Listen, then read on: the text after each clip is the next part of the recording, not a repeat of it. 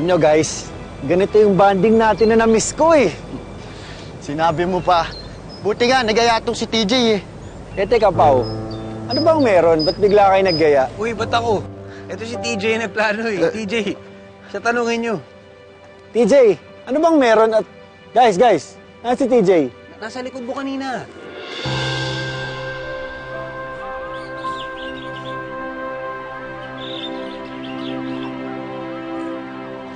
Tej! TJ! TJ! Bro! Hanapin natin to. Nasaan na yun? Si TJ!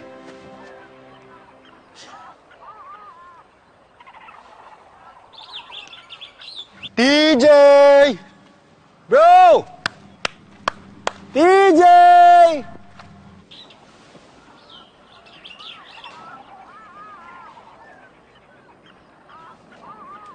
Nasaan na yun? Tej! TJ!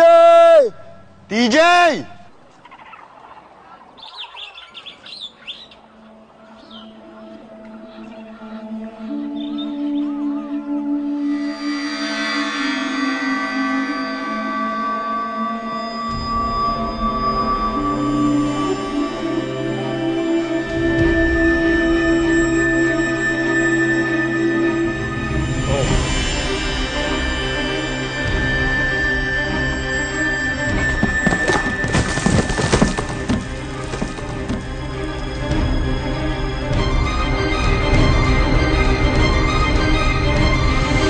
Wala akong makitang dahilan para magpanik tayo.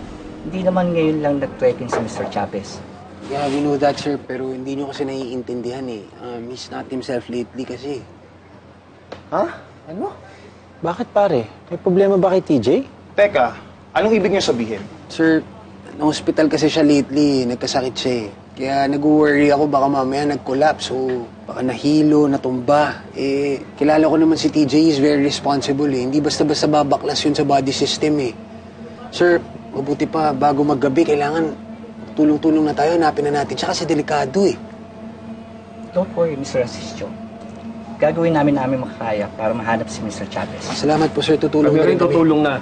Sige, ganito. Tumulong na rin kayo sa paghahanap. Gumamit kayo ng whistle para mag-allocatean tayo. Yes sir. Tara.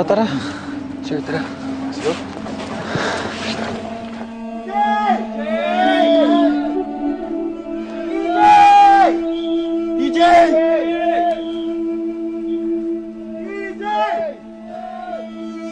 TJ!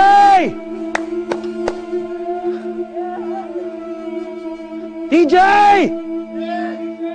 Ayan, mabuti naman umuwi ka na. You're a good girlfriend.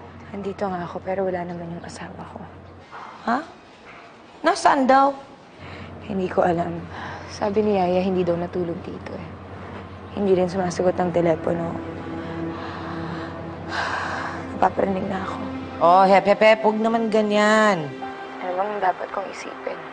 Ano bang dapat kong maramdaman?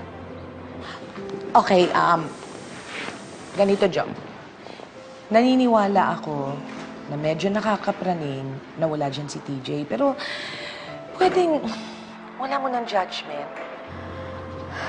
Naisip ko kasi tuluyan ng sumama yung loob niya sa akin kaya hindi na niya ako binalikan para sunduin. O kaya magkasama sila ni Erin kaya hindi na niya ako matawagan ng ma-text. Ano sa tingin mo, naghihintay lang ako sa wala?